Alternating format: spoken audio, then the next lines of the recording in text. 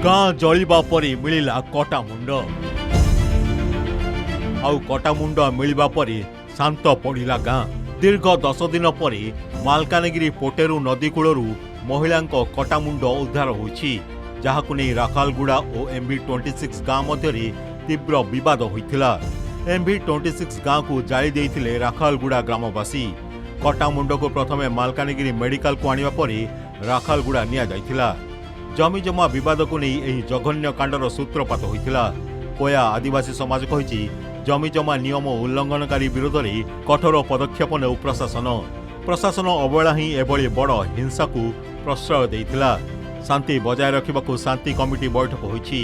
दक्षिण पश्चिमांचल डीआईजी और जिलापाल उपस्थित में आलोचना होइछि। खूब शीघ्र उभय पक्षर 10 जन लेखाएं प्रतिनिधि को नहीं कोर कमिटी गठन कराजिबो। भाईचारा बजाय रखा उभय पक्ष सहमति प्रकाश करछंती। सेपटे आउ 24 घंटा इंटरनेट सेवा बातिल होइछि। अशिक्षित आदिवासी उपर जमी आक्रमण है से मन दुख प्रकाश करुच्ची। नीति नियम को पालन कर जिला प्रशासन सजग था एत बाट कि जाई न था। आदिवासी जमी किए नहीं पारे नहीं कि हस्तांतर ना इवेन जंगल जमी को अधिकार कार ना ओडिया बंगाली तेलंगा मान से आदिवासी मैंने जोटा उपर जबरदस्ती दखल कर अभियोग जदि शुणिक एक्शन न निया बड़ा बुढ़ा लोक शासन का पथरे नाई बोली आम अनुभव करुचु। यहाँ गोटे मालकानगिरी जिला बा आदिवासी कया मान प्रति गोटे दुखद घटना। गोटे गोटे निर्मम हत्या विवर्ष हत्या कह जाए। जितेबाला 1 तारिख दिन घटना घटिला 3 तारिख दिन ताकू केस देइचंती हमर करकोंडा थाना रे। आ जो करकोंडा थाना अधिकारी जो इंचार्ज रचंती से निश्चित भाव में या पदक्षेप नेबा कथा नहीं नांती। सेपटे MV26 गाँव में धीरे धीरे लोके घर को फेरुछंती, किंतु जली पड़ी छारखार हो जाइछि घर। खाद्य शस्य भी जली जाइछि।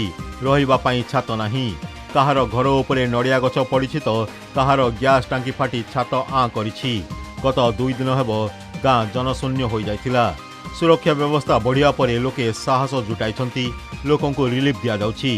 गाँव रे लागिछि सीसीटीवी। पूरा झोरा सब तो पूरा झोरा है फसल सब काटा काटी करी आम घर दुआर पूरा झोरा कर किछि बंचिबार किछि नाई। जहाँ किछु थला धान चाउल जहाँ थला सब पूरा झोरा करी जे पुआ छुआ नहीं करी आमे जे खाइबू से खाइबा पाई जे टिके चाउल में तो किछि बंचिला जे ता जे सिझाई करी खाइबू सेंती किछि हमरो बंची नाई। एबे खाइबा पाई हमरो किछि नाई टोटल। मो 4-4टा झियो मो परिवार 7 लोक अछि। कौन करबी सार सती सब जलाई देले नुआ लगाई देले फ्रिज कुकर सबू समस्त देखु एट्रांग सुटके सोना दाना हीरा थी ऐसे सोना थिला हार थिला 2टा कांता थिला 3टा मोर झियो बाहा देबी। मुंड नथिबा महिला मृतदेह मिलिबा को नहीं राखालगुड़ा और MV26 गाँव मध्य तीव्र उत्तेजना सृष्टि होइथिला। मालकानगिरी प्रसाद नायक रिपोर्ट, कलिंग टीवी।